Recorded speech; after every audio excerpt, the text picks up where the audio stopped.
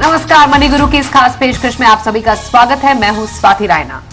Debt mutual fund में लंबे समय के टैक्स नियम में बदलाव हुए हैं। अब सबसे बड़ा सवाल, असर कहां पर होगा? ऐसे कौन से म्यूचुअल फंड स्कीम्स हैं, ऐसे कौन सी कैटेगरीज है जहां पर इसका असर होगा? क्योंकि नए बदलाव के तहत ऐसी स्कीम्स जहां पर 35% से कम इक्विटी एलोकेशन है, वहां पर अब आपको एलटीसीजी इंडेक्सेशन का बेनिफिट नहीं मिलेगा और आपकी टैक्स स्लैब के हिसाब से इस पर टैक्स कटेगा। अब इसके मायने क्या है डेट फंड के लिए? क्या अभी भी फिक्स डिपॉजिट, जिसका टैक्सेशन के लिहाज से fix deposit debt fund at par हो गए, एक ही लेवल पर आ गए, उसमें समानता आ गई है, क्या अभी भी डेट फंड एफडी से बेहतर हैं? और खास तौर पर ये जो नियम है वो 1 अप्रैल 2023 से लागू होंगे। तो 1 अप्रैल 2023 की इस तारीख से पहले और बाद में डेट म्यूचुअल फंड में आपकी स्ट्रैटेजी क्या होनी चाहिए, इसी पर आज खास चर्चा हम करने वाले हैं। 3 खास मेहमान हमारे साथ हैं, परिचय करा देते हैं। Niranjan Awasthi, senior VP Edelweiss AMC, Pankaj Matpal, MD Optima Money, और Misbah Baxamusa, CEO NG Wealth. Niranjan, Pankaj ji और मिसबाह, आप तीनों का बहुत स्वागत हम करते हैं आज के इस बेहद ही खास कार्यक्रम में। और बेहद ही इवेंटफुल ये फाइनेंशियल ईयर हम सबके लिए साबित हो रहा है और बिल्कुल एकदम अंत तक आते आते कुछ बहुत ही खास और कुछ बहुत ही बड़े डेवलपमेंट्स हमें देखने को मिल रहे हैं। खास तौर पर आज जो फाइनेंस बिल में डेट म्यूचुअल फंड को लेकर एक बड़ा बदलाव सामने आया है। सबसे पहले मैं बदलाव के बारे में पंकज जी आपसे जानना चाहती हूं। डेट म्यूचुअल फंड पर अब लंबे टाइम में आपको लॉन्ग टर्म कैपिटल गेन का बेनिफिट नहीं मिलेगा इंडेक्सेशन के साथ। क्या है बड़े बदलाव, कैसे समझे इसे? बिल्कुल स्वाति, गुड इवनिंग।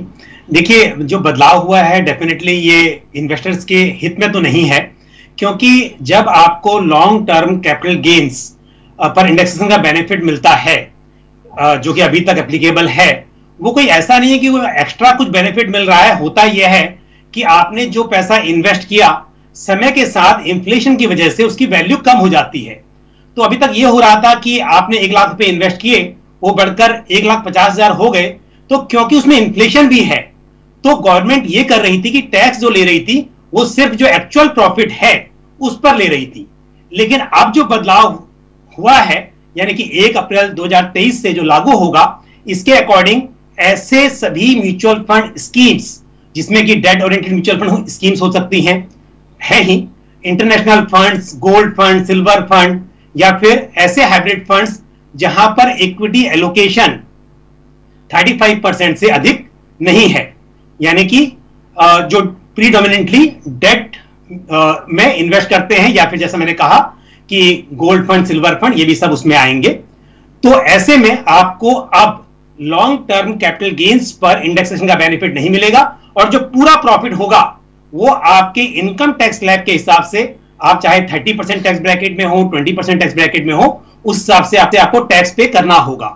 तो जो हम पहले बात करते थे कि पोस्ट टैक्स रिटर्न्स आपके बेटर हो जाएंगे, अब वो आपके, अगर हम एक्स्ट्रा रिटर्न जनरेट होते हैं तो अच्छा है, अदरवाइज टैक्स के हिसाब से अब बाकी जो इंस्ट्रूमेंट्स हैं, चाहे वो एफडी हो या इस तरह के इंस्ट्रूमेंट्स हो, उनके मुकाबले में टैक्स के हिसाब से कोई यहां पर बेटर कोई फायदा नहीं दिखाई देता है। बिल्कुल। निरंजन, एक बात आपसे समझना जरूरी है, ये जो बदलाव हुआ है डेट म्यूचुअल फंड के टैक्सेशन नियम में, नुकसान क्या है इसका? क्योंकि बहुत ज्यादा इसमें जो प्रतिक्रियाएं सामने सुनने को मिल रही हैं। हमारा शो का थीम है डेट में डटे रहो। ये एक ऐसा, अभी भी एक ऐसी कैटेगरी है जिसको इस एक नियम के बेसिस पर क्या कम आकर्षक हम मान सकते हैं, ये सबसे बड़ा सवाल है। तो क्या नुकसान है कैटेगरी के लिए और क्या नुकसान है इन नियमों के लिहाज से इन्वेस्टर्स के लिए? Thank you Swati ji for having me on the show. इसमें 2 चीजें हैं। पंकज जी ने काफी अच्छे तरीके से टैक्स में जो बदलाव है उसके बारे में जानकारी दी, लेकिन म्यूचुअल फंड्स में जो वेरियस कैटेगरीज है, लगभग 13-14 कैटेगरीज है, इसमें से 5 से 6 ऐसे कैटेगरी है जो शॉर्ट टर्म पर फोकस्ड है। आपका लिक्विड फंड हो गया, ओवरनाइट फंड्स होते हैं, उसके बाद अल्ट्रा शॉर्ट टर्म लो ड्यूरेशन फंड्स। ये जो सब फंड्स है ये बेसिकली अगर किसी को 6 महीने से 1 साल का निवेश करना है या 2-3 हफ्ते के लिए भी करना है तो लिक्विड फंड्स है। ये म्यूचुअल फंड्स में usually from investor point of view कोई ज्यादा चेंज नहीं हुआ है, क्योंकि पहले भी शॉर्ट टर्म के लिए जो टैक्सेशन था वो टैक्स स्लैब के हिसाब से था फॉर इंडिविजुअल इन्वेस्टर्स और HNI और कॉर्पोरेट, और यहां पर 6 महीने से 1 साल का जो अगर पैसा आता था तब और अब इसमें टैक्सेशन में कोई इंपैक्ट नहीं है। तो इस कैटेगरी के लिए अभी भी म्यूचुअल फंड काफी अट्रैक्टिव हो सकते हैं नॉर्मल निवेशक के लिए, बिकॉज इसके जो अदर ऑप्शंस है, अगर आप कोई एक बैंक FD लेते हैं 1 साल की, तो लगभग इसमें जो इंटरेस्ट रेट आपको मिल सकता है अभी भी 5.5-6% के आसपास है। अगर हम सिर्फ लिक्विड फंड देखते हैं जिसका YTM इज अराउंड 7% के आसपास, हालांकि ये रिटर्न्स गारंटीड नहीं है, लेकिन लगभग फिर भी एक काफी अच्छा खासा डिफरेंस इन दोनों ऑप्शंस में है। तो शॉर्ट टर्म निवेश अगर आप कोई कर रहे हो तो डेफिनेटली म्यूचुअल फंड्स अभी भी अट्रैक्टिव है। बात आती है जहां पर आप 3 साल के ऊपर वाला जो पैसा डेट फंड्स में लगाते थे, वहां पे लगभग 30 साल की FD या फिर म्यूचुअल फंड के रिटर्न आसपास हुआ करते थे, लेकिन टैक्स इंपैक्ट के वजह से post tax return mutual fund में काफी अच्छे दिखाई देते थे। अब वो जो पैसा है निवेशक, रिटेल निवेशक स्पेसिफिकली हाइब्रिड फंड जैसे इक्विटी सेविंग्स फंड है, आर्बिट्राज फंड्स है या फिर बैलेंस एडवांटेज फंड्स है, अपने रिस्क के मुताबिक वहां पर लगा सकते हैं। इन दैट कैटेगरी जहां पे 3 साल का पैसा लगता था डेट म्यूचुअल फंड्स में, because of this tax change जैसे पंकज जी ने बताया, वहां पे थोड़ा सा अट्रैक्टिवनेस लोगों के लिए कम डेफिनेटली हुआ है। तो 3 साल से कम, क्योंकि अभी भी शॉर्ट टर्म कैपिटल गेन्स के जो नियम है वो लागू रहेंगे। जो बदलाव है वो 3 साल से बाद के नियमों में है, जो आपके टैक्स स्लैब के हिसाब से उस पर टैक्सेशन लगेगा। और जो फोकस है बेसिकली जो 3 साल से ऊपर के निवेश का, वो वहां पर शिफ्ट होता हुआ हम आगे आने वाले टाइम में देख सकते हैं। पर मिसबा, आपसे समझना चाहेंगे, जैसा हमारे दोनों एक्सपर्ट्स भी कह रहे हैं कि पोस्ट टैक्स रिटर्न ये एक बहुत बड़ा फैक्टर हमेशा से रहा है जब भी हम फिक्स इनकम में इन्वेस्टमेंट की बात करते हैं। अब जब ये एक जो 3 साल से बाद के पीरियड का जो पोस्ट टैक्स रिटर्न को जब कोई निवेशक समझने बैठेगा तो वहां पर उसको ज्यादा फर्क नजर नहीं आएगा, चाहे वो FD में निवेश कर रहे हैं या फिर एक डेट म्यूचुअल फंड में निवेश कर रहे हैं उस टाइम फ्रेम के हिसाब से। आपको लगता है ये एक ऐसा एरिया है जहां पर इस निवेश अवधि के लिहाज से जो इन्वेस्टर्स हैं अब इक्विटी में ज्यादा अपना जो है फोकस शिफ्ट करेंगे, और निरंजन जैसा कह रहे हैं कि हाइब्रिड कैटेगरी या बैलेंस एडवांटेज एक ऐसी कैटेगरी है जहां पर शायद लोगों का रुझान बढ़े? First of all thank you, आपने हमें इनवाइट किया फॉर द शो। जो जवाब है मेरा ऐसा है कि जब भी एक निवेशक अपना पैसा इन्वेस्ट करता है, जनरली वो अपना एक एसेट एलोकेशन डिसाइड करता है कि मुझे अपना पैसे में कितना इक्विटी लगाना है, कितना डेट लगाना है, और उसी के रुझान से वो इन्वेस्टमेंट आगे करता है। That is point number 1। दूसरा पॉइंट ये है कि जब उसको मालूम होता है कि ये पैसा मेरा 3 साल के अवधि के ऊपर है और फिर भी मुझे एक कंपोनेंट डेट में लगाना है, तब जाके वो सोचता है कि मेरे लिए ऑप्शंस क्या क्या अवेलेबल है इन्वेस्ट करने के लिए। जब वो इवेल्युएट करता था तब पहले जो ऑप्शन था स्पेशली डेट म्यूचुअल फंड का, वो definitely from a tax perspective it was attractive, क्योंकि वो लॉन्ग टर्म कैपिटल गेन का उनको बेनिफिट मिलता था, जो आज के नए प्रोविजन के हिसाब से आफ्टर 1 अप्रैल 23 उसको नहीं मिलेगा अगर वो पैसा 1 अप्रैल 2023 के बाद इन्वेस्ट करता है। फिर भी ये जानना जरूरी है कि म्यूचुअल फंड एक ऐसी जगह है दैट बियॉन्ड टैक्स, अगर आप बियॉन्ड टैक्स देखते हो तो there are other benefits also which are available in the debt funds. For example diversification, जो बहुत इंपॉर्टेंट चीज है कि जब आप एक 10,000 या 20,000 या 25,000 आप एक डेट म्यूचुअल फंड में इन्वेस्ट करते हो तो आपका पैसा 50-60 जगह पे डाइवर्सिफाई हो जाता है, आपका रिस्क बहुत हद तक कम हो जाता है। मतलब दूसरा है कन्वीनियंस, के जब भी आपको पैसे की जरूरत पड़ती है, मान लीजिए आपने सोचा था 5 साल के लिए पैसा डालना है, मगर अभी पैसे की जरूरत 1.5 साल में ही पड़ गई और आपको पैसे की जरूरत है इमरजेंसी के अंदर, तो रिडीम करना बहुत आसान है। आप कभी भी जाके उसको रिडीम कर सकते हो और आपके पैसे आपके खाते में आ जाते हैं। मतलब सो ये जो टिपिकल एडवांटेजेस है, दैट इज डाइवर्सिफिकेशन, कन्वीनियंस, वो सब आज भी बरकरार है। और जैसा मेरा मानना है कि पहले ये 3 साल के पहले 1 साल हुआ करता था long term capital gain tax का अवधि, फिर भी आज के तारीख में लोग म्यूचुअल फंड को प्रिफर करते हैं even for parking money for 2 years, 3 years, 4 years, just because the convenience is there, right. So ये कन्वीनियंस का मुद्दा आज भी बरकरार है म्यूचुअल फंड के अंदर। बाकी जो पैसा लगाना है लॉन्ग टर्म का, कि मैं इक्विटी में लगाऊं या डेट में लगाऊं, इट्स वेरी इन्वेस्टर सेंट्रिक। एक इन्वेस्टर अपना नक्की करेगा कि अगर मेरा लॉन्ग टर्म अवधि का पैसा है, दैट इन्वेस्टर नक्की करेगा with the help of course the distributor का कितना पैसा इक्विटी में जाएगा, कितना पैसा डेट में जाएगा। मुझे ऐसा नहीं लगता है कि जस्ट बिकॉज के टैक्स है, टैक्स के कारण कोई रुझान इक्विटी के अंदर बढ़ेगा, because it is a function of the risk profile of the investor and the need of the investor. तो इन्वेस्टर की जरूरत क्या है, अलग जो उसके अपने फीचर्स या जो उसका फायदा है, मिसबा जी आप कह रहे हैं, और इक्विटी का जो अपना रोल है किसी के पोर्टफोलियो में, वो बरकरार रह सकता है। पर एक छोटा सवाल निरंजन आपसे है, आपने यहाँ पर हाइब्रिड कैटेगरी की बात की है। कुल हमारी जानकारी में जो कुल 148 जो हाइब्रिड स्कीम्स हैं, उसमें जो हमने डेटा खंगाला है उसके मुताबिक लगभग 23 फंड हैं ऐसे जिन पर इस नए नियम का असर होगा, जिनका बेसिकली जो इक्विटी एलोकेशन है वो 35% से कम है। हम दिखा भी देंगे अपने दर्शकों को, जिसमें मेजरली कंजर्वेटिव हाइब्रिड जो फंड्स हैं, हाइब्रिड डेट फंड की कैटेगरी में है, रेगुलर सेविंग फंड्स हैं, कुछ मल्टी एसेट फंड भी हैं जिन पर असर पड़ेगा। यहां पर आपको लगता है निवेशकों को ज्यादा नुकसान झेलना पड़ेगा, उनको कुछ स्ट्रैटेजी बदलनी चाहिए? क्या लगता है यहाँ इस हाइब्रिड कैटेगरी के अंदर भी कुछ फंड्स है जहां पर सबसे ज्यादा असर इसका देखने को मिलेगा? जहां तक मैंने डेटा देखा है स्वाति जी, हाइब्रिड फंड्स में काफी कैटेगरीज है। तो कंजर्वेटिव हाइब्रिड फंड्स जो है वहां पर मैक्सिमम 25% का इक्विटी एक्सपोजर अलाउड है एज पर सेबी रेगुलेशन। वहां पर डेफिनेटली ये चेंज का इम्पैक्ट होगा।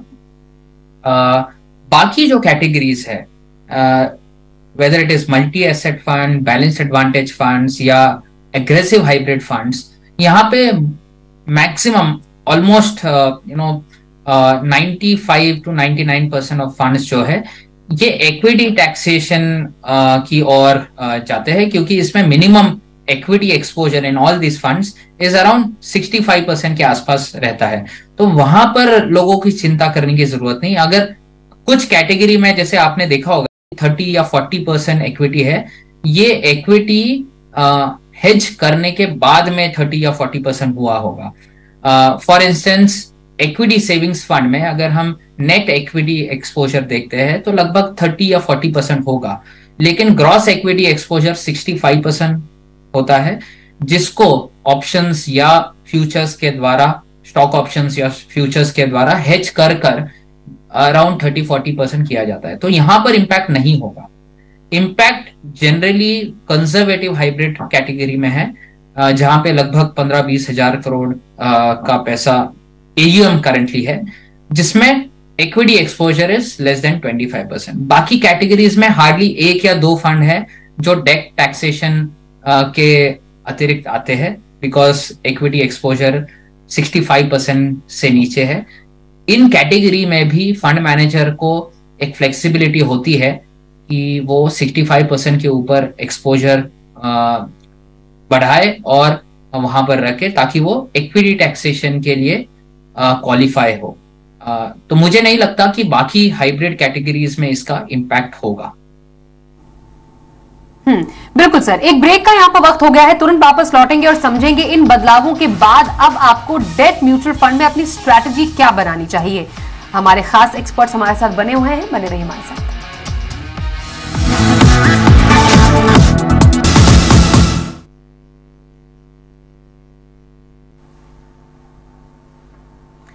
तो डेट के लॉन्ग टर्म टैक्सेशन नियम में बदलाव हुए हैं और इस पर चर्चा हमारी खास जारी है। पंकज जी, आपसे जानना चाहेंगे, डेट फंड की परिभाषा में गोल्ड फंड्स भी आते हैं, यहां पर किस तरीके का आप अब चेंज देख रहे हैं? क्योंकि सोने के निवेश के नियमों में जो विकल्प है उसमें सॉवरेन गोल्ड बॉन्ड भी आ रहा है। कुछ लोग कह रहे हैं कि शायद हो सकता है इसके बाद शायद लोगों की रुचि सॉवरेन गोल्ड बॉन्ड में बढ़े। क्या आपको लग रहा है इस तरीके का चेंज आ सकता है आने वाले टाइम में? बिल्कुल स्वाति, ये पॉसिबल है क्योंकि सॉवरेन गोल्ड बॉन्ड में पहले भी एक तो रिडेम्पशन पर long term capital gain tax नहीं लगता है और साथ ही वहां पर आपको इंटरेस्ट भी मिलता है, तो वो उसको अट्रैक्टिव बना देता है। और अब क्योंकि यहाँ पर गोल्ड फंड की हम बात कर रहे हैं तो यहाँ पर इक्विटी एलोकेशन जो है गोल्ड फंड में तो होता ही नहीं है अक्सर, और ये कंडीशन है कि अगर 35% या उससे कम इक्विटी एलोकेशन है तो ऐसे में फिर वो आपका जो इंडेक्सेशन बेनिफिट है वो मिलेगा नहीं। तो मतलब सीधी सीधी बात है कि गोल्ड फंड्स पर या सिल्वर फंड, चाहे ईटीएफ हो या फंड ऑफ फंड्स हो, उन पर अब आपको इंडेक्सेशन का बेनिफिट नहीं मिलेगा। तो डेफिनेटली यहां पर, क्योंकि हम अगर डेट में बात करें कि शॉर्ट टर्म में इन्वेस्ट करते हैं, बट गोल्ड में तो इन्वेस्टर्स लॉन्ग टर्म के लिए भी इन्वेस्ट करते हैं, तो इस हिसाब से अगर बात की जाए तो मुझे लगता है कि अब गोल्ड फंड्स के मुकाबले में सॉवरेन गोल्ड बॉन्ड्स शायद इन्वेस्टर्स की पहली पसंद हो सकती है। लेकिन यह जरूरी है कि एसेट एलोकेशन किया जाए, और जब आप एसआईपी के जरिए निवेश करना चाहते हैं तो ऐसे में मेरे हिसाब से अगेन गोल्ड फंड्स में इन्वेस्ट करना शायद मोर कन्वीनियंट है। बिल्कुल, एसआईपी के जरिए गोल्ड फंड में निवेश करना एक बेहतरीन तरीका है, ये एक आपके पास एक अच्छा ऑप्शन है। पर निरंजन, डेट फंड में अब स्ट्रैटेजी निवेशकों के लिए मैं आपसे जानना चाहती हूँ, स्पेशली जो टारगेट मैच्योरिटी फंड है या लॉन्ग टर्म के जो डेट फंड है, उसमें स्पेशली अभी निवेशकों को क्या करना चाहिए? अभी जो एग्जिस्टिंग इन्वेस्टर्स है इनके लिए कोई चेंज नहीं है, क्योंकि जो एक अच्छी चीज गवर्नमेंट ने की है while bringing this tax law is, पुराने जो निवेशक है या फिर जो निवेशक 31 मार्च के पहले निवेश करते हैं टारगेट मैच्योरिटी फंड्स या भारत बॉन्ड जैसे प्रोडक्ट्स में, तो जो अभी का इंडेक्सेशन बेनिफिट है ये उनको मिलते रहेगा, जारी रहेगा जब तक वो पैसे विड्रॉ ना करें। नए जो निवेशक है जो 1 अप्रैल के बाद आएंगे, उनको देखना पड़ेगा कि कहां पर आपको लिक्विडिटी है। जैसे मिस्मा जी काफी अच्छी तरीके से समझा रहे थे, जो आपका डेट एलोकेशन है, अगर आप एफडी में करते हैं तो वहां पर डेफिनेटली लिक्विडिटी के इश्यूज हो सकते हैं। इवन ऑन ग्रॉस बेसिस कई बार हमने देखा है कि एफडी रेट्स, इंटरेस्ट रेट्स जब चेंज होते हैं उसके मुताबिक इमीडिएटली चेंज नहीं होते हैं। जैसे पिछले 1 साल में आरबीआई ने रेपो रेट काफी बढ़ाया, लेकिन एफडी रेट्स जो है काफी समय तक 5, 5.5, 6% के आसपास थे।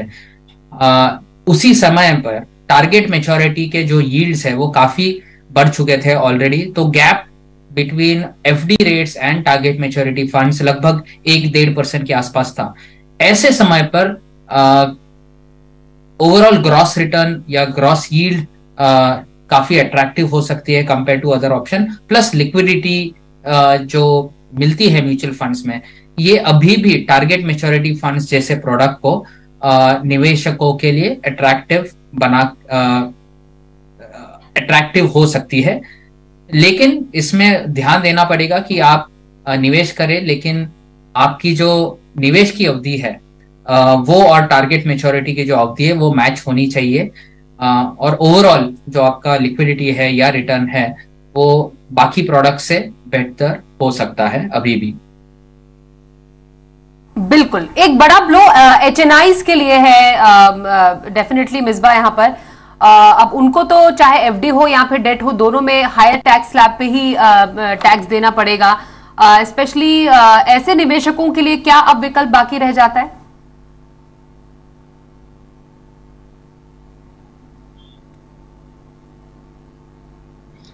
के फायदे तो है, बाकी के भी। आपका साउंड म्यूट है मिसबा।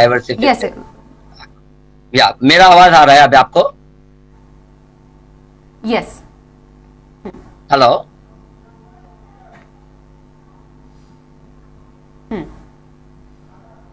हेलो, ओके, अभी थोड़ा कुछ टेक्निकल इशू यहाँ पर हुआ है। बिल्कुल बिल्कुल, जी जी मिसबा, बात आवाज सुनाई दिया? हाँ जी।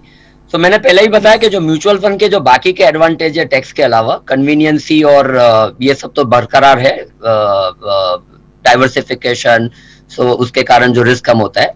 एक दूसरा जो थॉट है वो जो मैं निवेशकों से शेयर करना चाहता हूँ वो ये है कि आज जो बड़ा इन्वेस्टर हो, छोटा इन्वेस्टर हो, और वो अगर लॉन्ग टर्म के अंदर एक डेट का एलोकेशन कर रहा है, वो मान लीजिए उसका पैसा 10 साल का है या 5 साल का है या 8 साल का है, और उसको 40% हमेशा अपना पैसा डेट में रखना है और 7% इक्विटी में रखना है, या 50% इक्विटी में रखना है, 50% डेट में रखना है।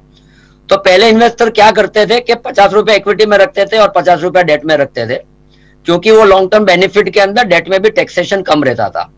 अभी एक इन्वेस्टर ऐसा भी सोच सकता है कि बंडल प्रोडक्ट्स में चला जाए, मतलब मान लीजिए हाइब्रिड फंड जहां पे 60% इक्विटी है, 40% डेट है, तो उसका एसेट एलोकेशन बरकरार रहेगा और जो डेट का टैक्सेशन है वो उसको कम लगेगा। मतलब so this kind of strategy an investor can frame, जिससे उसका टैक्सेशन इम्प्लीकेशन उसका कम हो, बिकॉज वो बंडल कर देता है बिटवीन दी हाइब्रिड फंड। और जैसे मैंने पहले भी बताया कि whether it is debt within the hybrid fund और अ डेट इंडिविजुअली, जो बहुत बड़ा एडवांटेज है म्यूचुअल फंड के अंदर डेट निवेशक के लिए वो ये है कि उसका डेट निवेशक के हिसाब से उसको पैसा डालता है, उसका डाइवर्सिफाई हो जाता है। और ये सबसे बड़ा एडवांटेज है म्यूचुअल फंड का कि आपने पैसा डाला और वो पैसा आपका एक कंपनी में नहीं जाता है, आपका 50-60 कंपनी में फैल जाता है, जिससे उसका अलग-अलग कंपनीज में आपका रिस्क डाइवर्सिफाई हो जाता है। रिस्क डाइवर्सिफाई बहुत ही बेहतरीन आपने एसेट एलोकेशन स्ट्रेटजी और रिस्क डाइवर्सिफिकेशन स्ट्रेटजी मिसबाह यहाँ पर बताई है।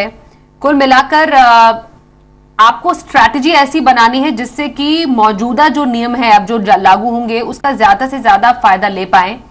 टैक्सेशन में जो बदलाव हुआ है उसको कैसे उस टैक्सेशन के इम्पैक्ट को कम कर सकते हैं, उसके लिए स्ट्रैटेजी आप बना सकते हैं अपने फाइनेंशियल प्लानर की मदद लेकर। तो करना क्या, आपको डटे रहना है, बस यही आपके पोर्टफोलियो में आपके लिए अभी एक अच्छी स्ट्रैटेजी साबित हो सकती है।